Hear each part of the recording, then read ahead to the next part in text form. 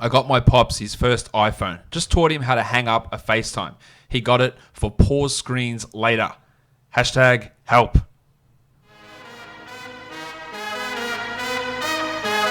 You are Locked On Fantasy Basketball, your daily fantasy basketball podcast, part of the Locked On Podcast Network, your team every day.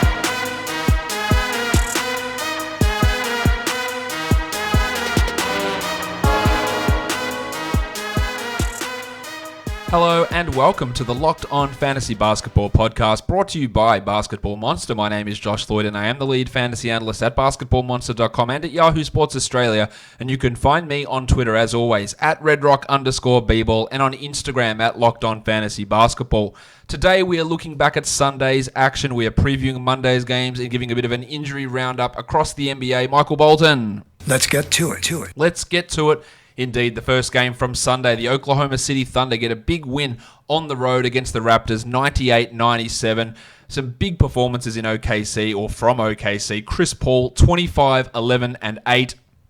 He started off this season slowly. He wasn't touching the ball. They weren't using him in, I believe, the right manner. But we have seen his numbers steadily improve. The shooting has improved, and he's back to just being a really, really good NBA player that is going to get the Thunder, I believe, into the playoffs. I don't think he's a risk of being traded. I do think that we should be looking as a sell-high situation here. He's a top 30 player this season because of the injury risk. Not because of the trade, but because of the injury risk. So if you can pull that off, I'd be looking to do it. Shai Gilgeous-Alexander, I had him on the buy low segment a few weeks back because his weird shooting and usage had dropped off. But here we go. 39 minutes, 32 points, 3 triples, 3 steals, 7 rebounds. This guy is going to be a star. I think he's going to be a top 20 player at some point in the future. And some really good numbers for Shai here. Well, Nerlens Noel. The minutes are low. We know that. 13 points, 19 minutes. But 3 steals, 3 blocks, perfect from the field, perfect from the line. You can say he's a stash for when Adams get traded, but that's bullshit because he's providing value as it is. I talked about him earlier today on the waiver wire show. Maybe it's not for you. I don't think Adams gets traded either, but it does not matter. He still provides value for 12-team leagues with his defensive numbers and his field goal percentage. And that's enough to be rostered now. If anything happens to Adams, then it's just a bonus. But for now, he's providing that value. Darius Bazley made another start in place of Danilo Gallinari. He had 2 blocks, 12 points, and 4 triples. His best game as a starter. I wouldn't get overly excited about Bazley here, but as a deep league streamer while Gallo is out, there is value there. Adams struggled a bit. 9 points on 7 shots with 2 steals and a block, while the rest of the rotation was pretty poor. 0 points for Terence Ferguson. He's just trash in terms of his fantasy productions. Abdul Nadir had 4 points in 22 minutes, while we got Lugens Dort, Kevin Hervey, and Deontay Burton in the rotation because Dennis Schroeder was out. For the Raptors, big minutes again for Lowry. 20 points, 5 assists, always a sell high to me, while Freddie VanVleet had 20 and 8 with 4 triples in 38 minutes as well. Ibaka played 34. He had 12 and 14. And with his minutes up, that means the water boy Chris Boucher's minutes are down. 19 minutes for Boucher, 9 and 5. I think he's too inconsistent with playing time and production to be a 12-team league guy. Rondé Hollis-Jefferson lost minutes to O'Shea Brissett and to Terence Davis. Davis looked good in this one. 27 minutes, 11 points, 6 rebounds, 3 assists, 2 steals, 3 triples. But it is hard to see where the minutes are going to come for Davis when everyone gets healthy. While Pat McCaw, huge minutes again. 37 minutes, 13 points, 3 triples, and 2 steals. He has stream ability for the threes and for the steals. He occasionally can get some assists. He's far from a must-roster guy, but in 14-teamers at the moment, they like him, so he's got use. Davis is more 14 to 16-teamers. Some reports out of Toronto with Norm Powell that he's traveling with the team. A lot of people are interpreting this to mean that Powell is just imminent to return. I'm not sure that's the case. We see injured players travel with the team all the time. He's not dealing with any sort of lower body injury like the other two guys, Siakam and Gasol, so maybe it's easier for him in terms of travel. It's just with his shoulder. I don't think this means that he's an imminent guy to look back on. If you've got an open spot and you want to take that flyer on Powell, by all means. He was rolling before the injury, but I don't think this means that he is necessarily back. He still doesn't have a set timetable for his return. Maybe he's going to be back earlier or faster than when he subluxed that shoulder last time out. That's a possibility. That took about 6 weeks for him to return. We're at the 2-week mark now. I still think we're looking at about another week or so minimum for Powell, but I don't think this means, he's back all of a sudden because he's traveling with the team. That is not always an indicator to say that they're ready to go. Now let's move on now to the next game of the day. We had a bunch of three games all happening at once. The Houston Rockets and the New Orleans Pelicans. Big win for New Orleans in this one, with 127 victory over the Rockets at home, to the Houston team scoring 112. It really was a huge victory for the New Orleans, and since Derek Favors has been playing big minutes, I think they're 5-1 since his minutes restriction has been lifted. Now, the Rockets were without James Harden, they were without Russell Westbrook, so the starting backcourt was Eric Gordon, who returned from injury, Austin Rivers, and then Dan House at the 3. Now, Gordon put up a big line, 20 points in 22 minutes. That will get a lot of people to overreact. He had a 37% usage. He has no chance of having that level of usage or even that level of shooting once he plays with Harden and Russ. So if anyone adds him in 12-team leagues, I would look really closely at the guy that they dropped to do that. I don't believe Gordon is anything more than, say, a 13th man on a 12-team roster, or even not even in that discussion. So this could be that game that gets someone to add him and you grab the scraps of what they drop off. As for Rivers, 9 points and 5 assists in a start. It was the guys like Chris Clemens who really stepped up. 16 points and 9 assists in his 34 minutes. We know this guy can score. He got the extra opportunity. I mean, that's all this Rockets team is. It's just opportunity here. With Harden and Russ out, other guys stepped up. Massive from Isaiah Hartenstein. 34 minutes, 19 and 9 with 2 blocks. If you listen to this podcast for a few years, and you know I've banged on about this guy, that if he gets minutes, he will put up numbers. He got minutes, he put up numbers. It is a simple equation for this guy. I think he's going to take this backup center job from Tyson Chandler, but on this Rockets team, backup center means, 10 minutes a game maximum? So while Capella is out, Hartenstein is worth a stream, but there's no guarantee that Capella even misses any more time with his heel injury. But he is worth at least a look or a stream in those deeper formats. Strong from him. Dan House also got the high usage, as did Ben McLemore with those two guys out. Well, McLemore's usage wasn't that high, but he got the minutes back up.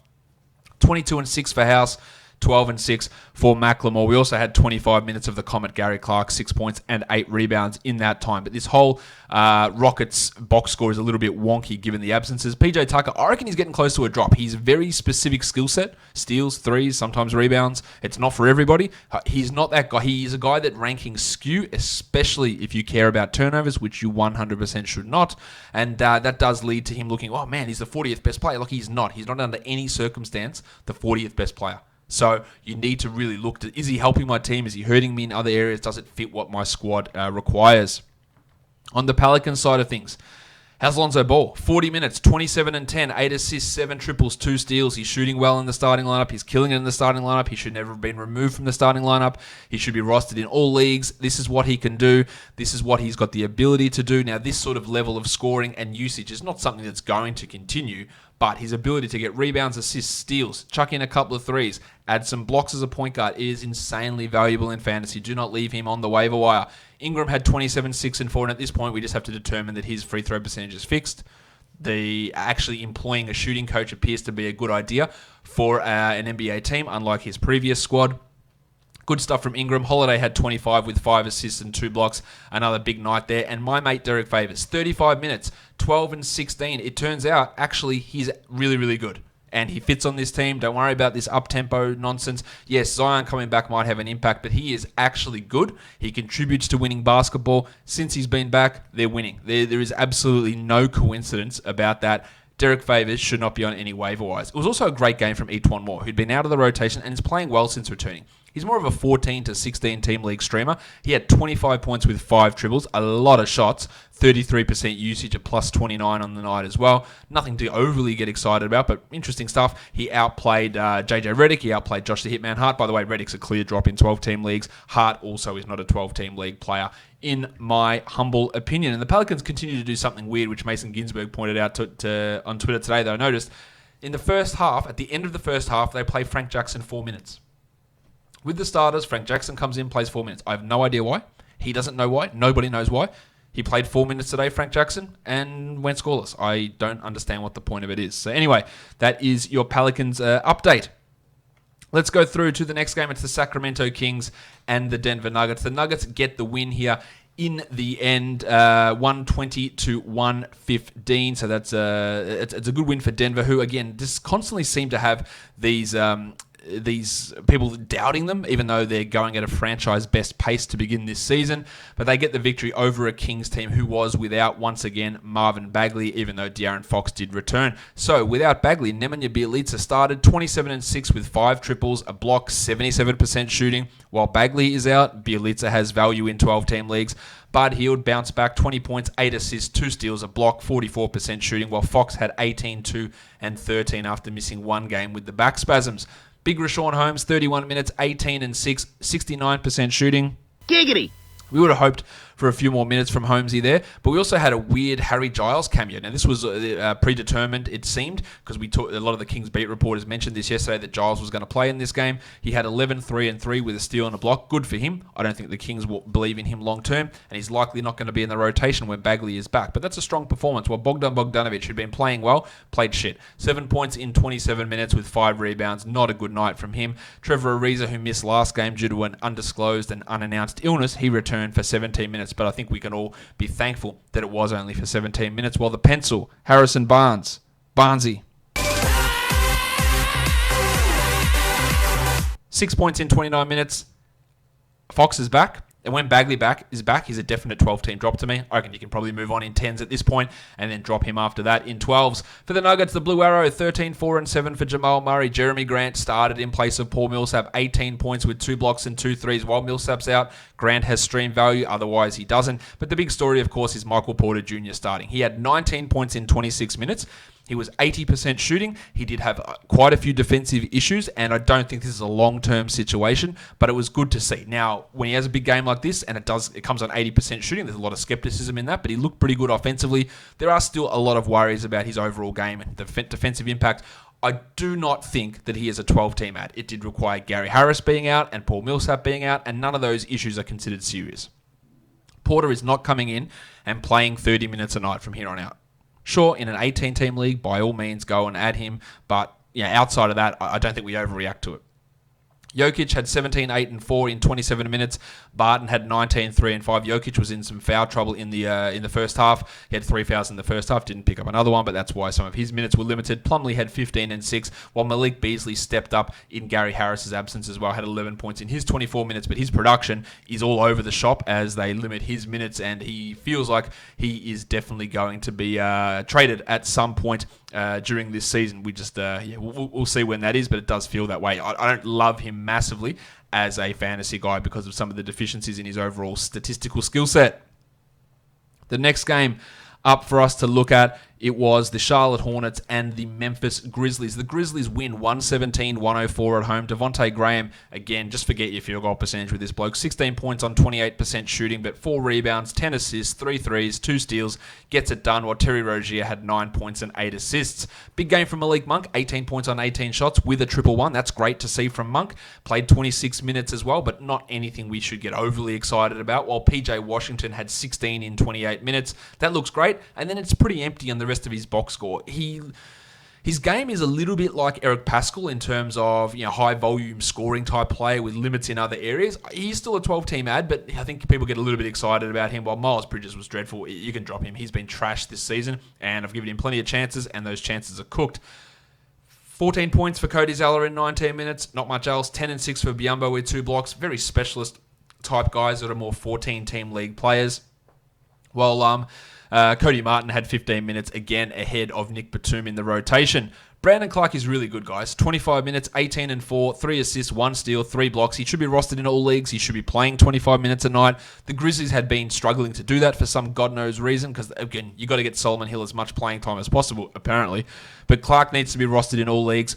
Triple J had 14 and 12 with 2 blocks. Only the 25 minutes there. This game was a pretty comfortable victory. Valanciunas 16, 9, and 5. 2 minutes for Grayson Allen, of course, 15 points in 26 minutes. But to be fair to Grayson, he's been much better this season, and some of the time he does deserve this minutes. While Dylan Brooks had 20 points in 23 minutes. Shot well, that means a shit night is coming for Brooksy. He is more of a deeper league option. The wave pool played more minutes, which is great. DeAnthony Melton, but only 7 points in 23 minutes with 2 assists and a steal. He's on that 12-team fringe at the moment, probably more of a 14-team leaguer, while Kyle Anderson started in place of Jay Crowder. He did nothing, and Ja Morant had a real stinker. 6 points on 8 shots with 7 assists. Nothing to be too concerned about with Ja there, but if someone is looking to panic with Morant on their team, I would look to acquire him in a buy low. This was he hasn't been the greatest of late, Morant, but I think he can bounce back and be better. But lots of good performances on that Grizzlies team. We move now on to the last game of the day. The Dallas Mavericks lose to the LA Lakers 108-95. Luka Doncic had a hard fall in the first half. He went to the locker room, but he was okay and returned to start the second half. He ended the game with 19, 4, and 7 with 2 steals. A poor shooting night, but a perfect 9 of 9 from the line. Tim Hardaway also injured after 7 minutes, pulled his hammy. He had 2 points in that time and did not return. Again, hamstrings you probably expect in the NBA, a minimum a few games missed, probably closer to a week to 2 weeks. But Hardaway's such a fringe guy anyway that if you have him in a 12-team league and he's going to miss time, I would have no qualms in dropping him to get that hot guy in, to get the stream in, to get whatever you want in. He's not a must-hold player in that scenario. Barea started the second half for Timmy. Only played 13 minutes, had 12 points. I don't think he'll be a 25-minute-a-night guy moving forward. There could be some short-term stream value for, say, 14 to 16 teamers, but I think it'll be distributed amongst Barea. Seth Curry had 23 minutes here, and hopefully we can get more D-Line right. Now, D-Line was fantastic again. 14 points in 19 minutes, 4 rebounds, 3 assists, and 3 steals. It makes us froth thinking about what he could do if he played 30 minutes a night, but the pairing with him and Doncic hasn't been great, so they're keeping him to those limited minutes. But he is, in these numbers, a 14-team league guy minimum and has 12-team value, especially for those steals and assists. Finney Smith had 12 and 6. He had 3 threes as well. Strong night from him. While Powell, 7 and 11 for Dwight in 32 minutes, 2 steals, 1 block. That's enough to have use in 12-team leagues. He's never going to be a high upside guy with the other players on this team, but that's providing enough value in the categories that he helps in: rebounds, get steals, high field goal percentage, and not in this game, but in general, that's what he can do, and that can be a 12-team league guy. Porzingis, he struggled a little bit. Percentages. And we've seen him put up big numbers with Doncic out and worse numbers when Doncic plays. It's a pretty easy equation at this point. 11 and 7 with 3 triples for Kristaps here in this game. We also had 21 minutes of Justin Jackson, who did his best Tony Snell impersonation, 2 points in those 21 minutes. For the Lakers, a poor shooting night from LeBron James. 13 points on 30% shooting, but 6 rebounds and 13 assists, while Tone Davis, who was questionable entering this game, had 23 and 9 with 2 steals. KCP continues to play well. 19 points in 25 minutes. He hit 4 threes. He had a steal and a block. He's significantly better than Avery Bradley. He is not a 12 or 14 team league guy, but he should be rostered in more leagues than Bradley is. He currently is, and that is the way that it should be. As for Rondo, 18 minutes, 4 assists and 4 points. He is really an assist specialist. He is not a 12-team must-roster guy. We're seeing his minutes drop down recently. He doesn't work playing alongside LeBron very much. He should not be in consideration for 10s or 12s or maybe even 14-team leagues, while Avery Bradley started again and had 5 points. He's just trash at this point. Kuzma, excellent. Last game for the Lakers. Scoreless on 7 shots in 26 minutes. He had 5 rebounds. He can be a streamer if you're looking for points. He's more of a 14-team league guy. Under no circumstance is he a must-roster player in 12-team formats. JaVale had 3 blocks, and like Rondo, he's a specialist stream guy for his defensive stats, whereas Rondo gives you those assist numbers, and that's the value that he is bringing. Let's do a bit of an injury update now across the NBA with some news. Jim Harden missed today's game with that toe injury. He was limping apparently in the locker room after the last game, so let's monitor that to see how it goes. You're going to have guys like Austin Rivers, Ben McLemore, Eric Gordon all step up and maybe have some short-term value. Gordon would be the guy out of that group if Harden misses time to add. Bledsoe, he is back from his, or he's probable to return from his injury. So guys like DiVincenzo and Hill, they lose some value. Bledsoe, if he was on a waiver wire, you go and add him. While Jabari Parker is doubtful, surely everybody has dropped him in 10 and 12 team leagues and moving towards that in 14 teamers. Trae Young is going to be out again on Monday. The Hawks then have a big break until their next game at the end of the week. Again, nothing too serious with Trae, but he's missed a few games here, while Marvin Bagley is going to miss a couple more at least with a foot. I think we might get a couple of weeks for Bagley. That's an estimation based on the walking boot, based on going to see the specialist. We don't have any significant diagnosis on him, but it hasn't been great for him so far. I would still hold until we get more information. Other injuries, Skal Labissière had an MRI. He is going to miss at minimum the next 6 games. There was too much swelling and the MRI was inconclusive. That's not a great sign. I would expect multiple, 3-4 week absence here minimum for Labissière. He did start the last game for Portland. Bazemore started the second half when he got hurt, so I'd imagine Bazemore continues to start again while Tolliver picks up those minutes. There's no real benefit there in fantasy. Aaron Gordon's Achilles MRI didn't show any tears or anything, but it showed some inflammation. I would be pretty stunned if they played him through this, but let's wait and see on that. While Blake Griffin's doubtful again. I think Blake Griffin, and I'm going to do the drops show tomorrow. Spoiler alert, I think he's going to be on that list of players that can be dropped. He is bad at the moment. His knee is cooked, and I think he's a droppable guy. Well, Timmy Hardaway pinged his hammy today. Again, as I mentioned before, I think he is a droppable player with that injury, which is sure to cost him at least a couple of games. Only a minimal slate of games here for Monday. 6 games. We're going to be looking at DraftKings pricing for DFS. All right, the first game we're looking at here is the Miami Heat. They're taking on the Washington Wizards in Washington. Again, DraftKings pricing for today. No spread or totals out for this one because we don't know the status of Bradley Beal, who missed last game with leg soreness, exited the game before that with leg soreness. This Wizards roster is still all over the place. There's no Davis Bertans, there's no Rui Hachimura, there's no Tom the Tank Bryant, CJ Miles, John Wall. A whole bunch of guys are out. Jordan McRae is back. We're getting big minutes out of the big mitten himself, Gary Payton. So lots of different options here in Washington or with the Wizards and Miami. They're pretty much all healthy outside of Justice Winslow, who's going to miss this one as well.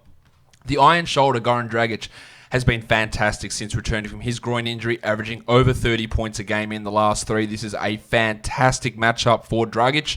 And at 5,200, really, really hard to go past him. He doesn't really need much to get past that number, so I like him quite a bit. Kendrick Nunn's at 51. The numbers for him have been disappointing lately, but the fact that his salary is that low and the matchup's so good, he is at least a tournament type of an option here. Isaiah Thomas is at 54. I like him. Now, it is a negative matchup for Thomas, but that salary is low. He's going to take shots, especially if Brad Beal is out. Then Thomas becomes, I think, a really strong option in this situation, while Ish Smith has been trash. And Gaz Payton, the mitten himself, 6,200. Now, that is a lot to pay for Payton, but the 3 games this year, he has averaged 37 DraftKings points.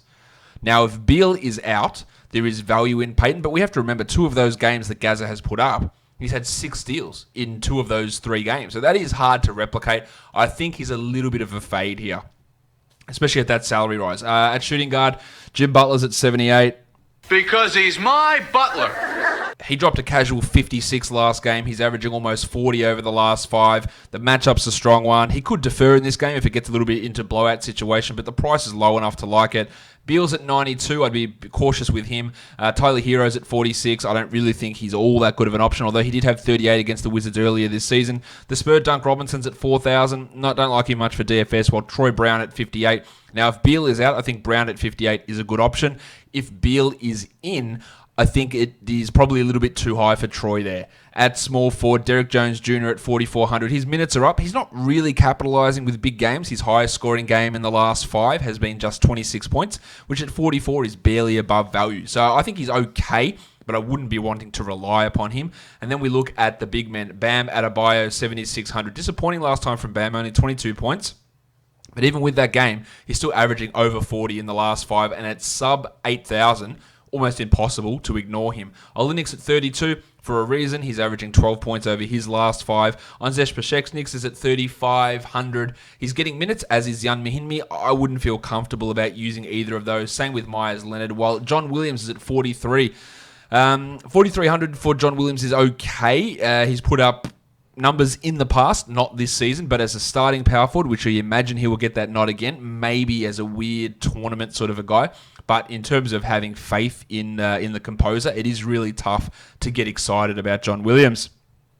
Next game we take a look at the Atlanta Hawks taking on the Orlando Magic. The Hawks currently are trash. They are without Trae Young in this one. Jabari Parker is doubtful as well, while Aaron Gordon is questionable with Achilles soreness. I would be flabbergasted if Gordon played in this game. I think it would be derelict duties on the medical staff if he played, given the amount of Achilles blowouts with guys with Achilles soreness. I'm sure they'll do all the tests. I would not be playing him in this one. Mo Bamba also is questionable. 1, 2, 3, 4, 5.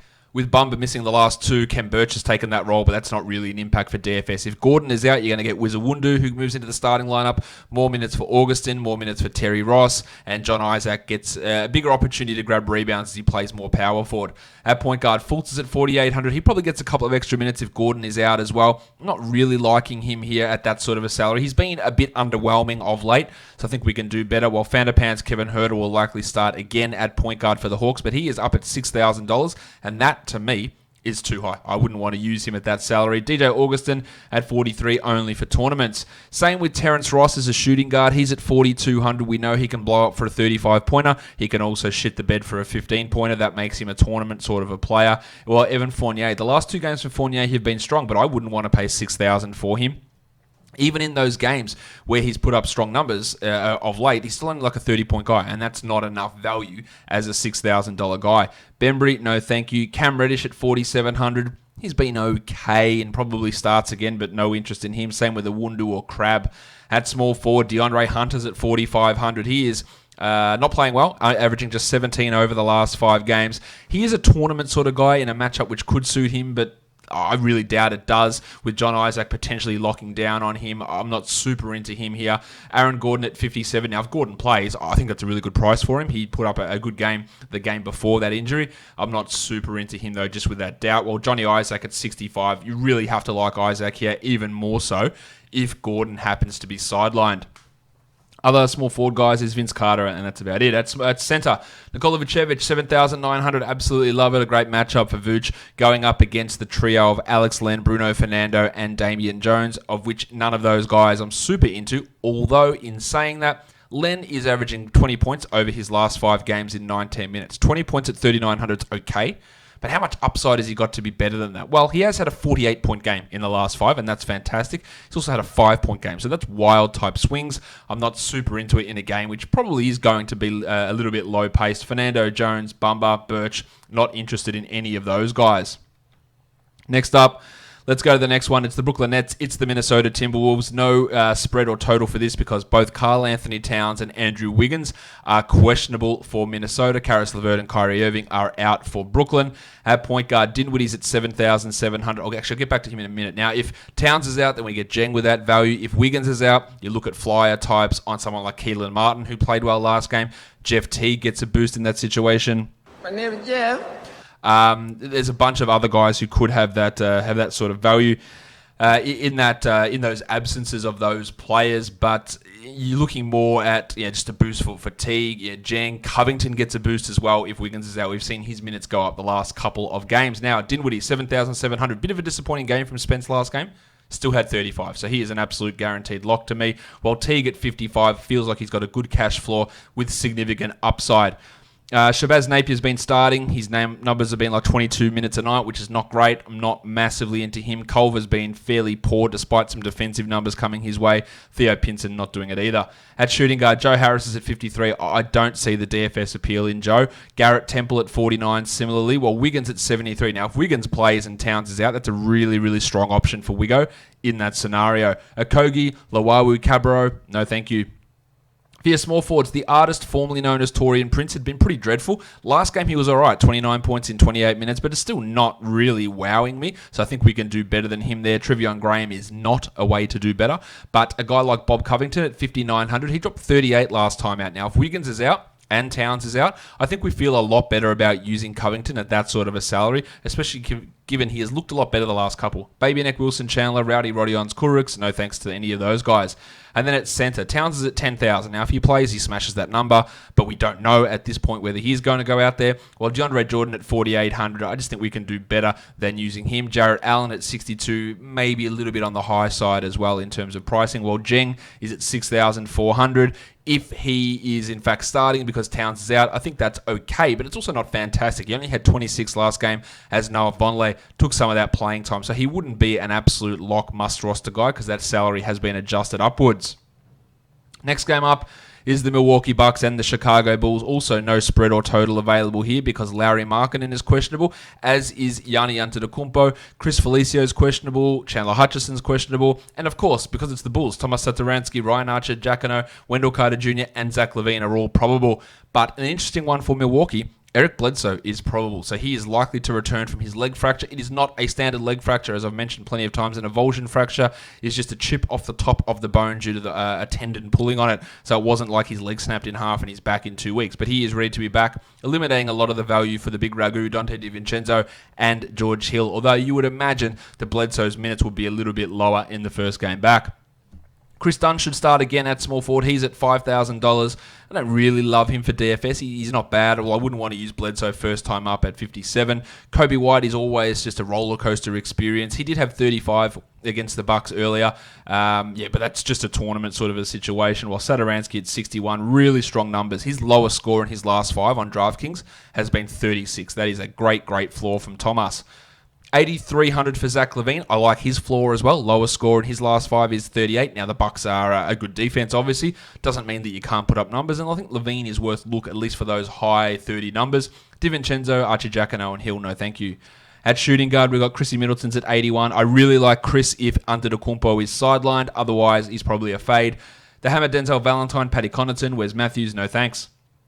At small forward, Yanni is at 11-2. Now, I think if Yanni plays, he will get that number, even in limited minutes, so we'll have to monitor that one. Now, if Antetokounmpo is out, we look at Ersan Ilyasova, who really was crushing it the last couple of games. They have bumped his salary up to 56, but he was getting you 40-pointers in those 2 games over the weekend that Antetokounmpo missed, so some good value there for Ersan if Yanni is out. Thad Young would be one to watch at 41 if Lauri Markkanen is sidelined as well. I think he would smash that value if Markkanen happened to be sidelined.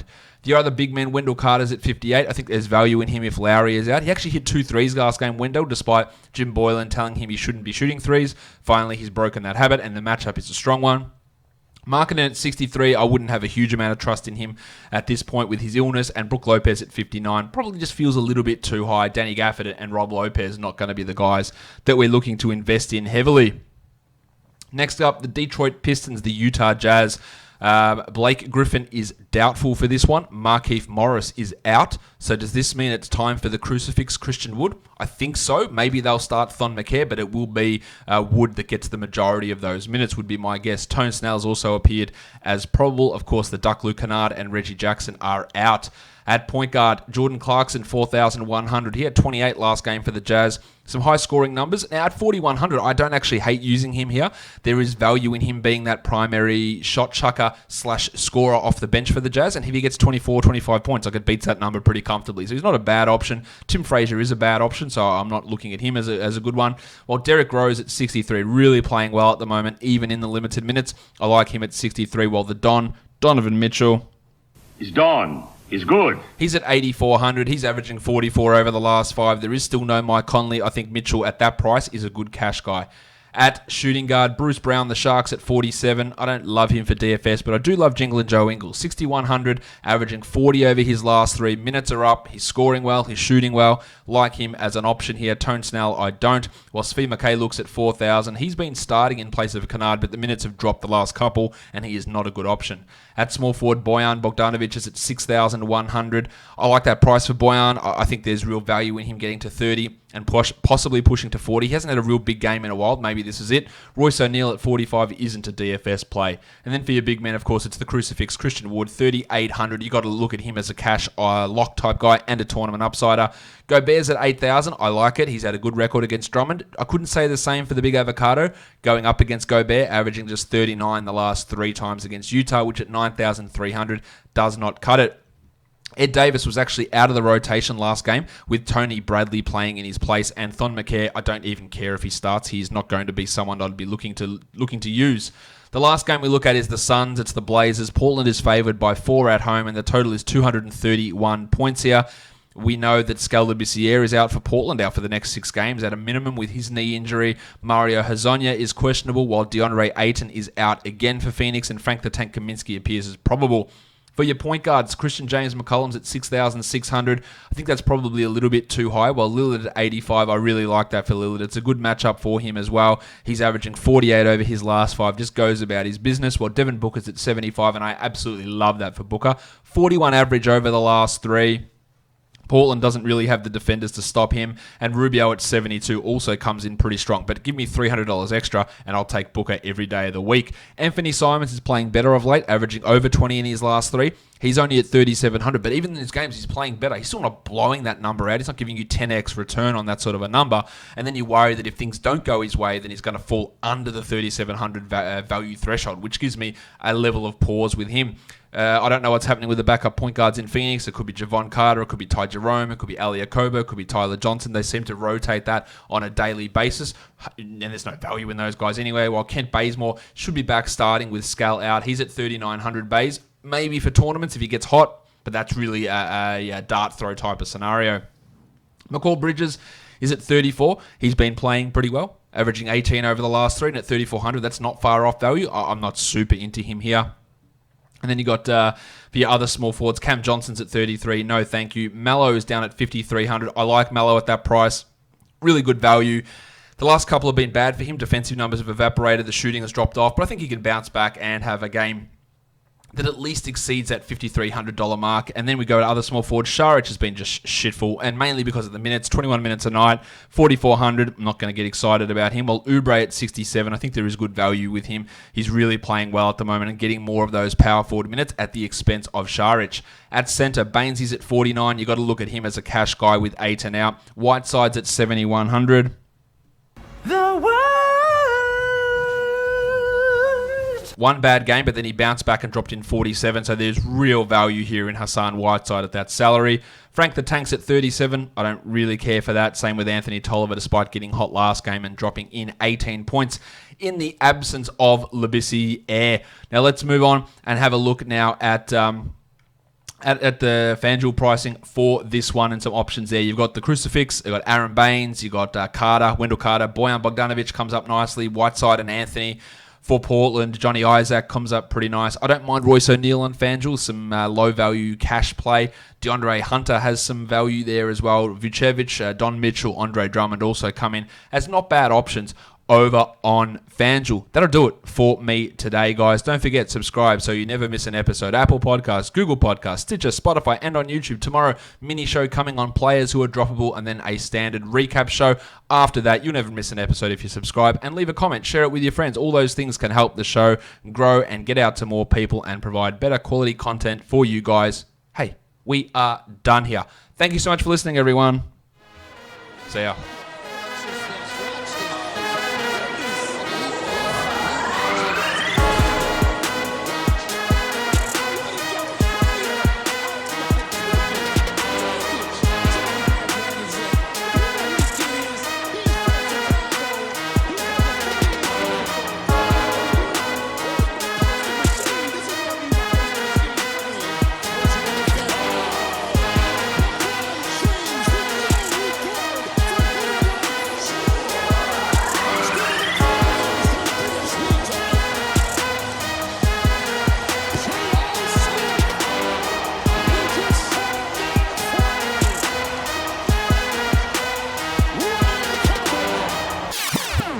Justin Anderson.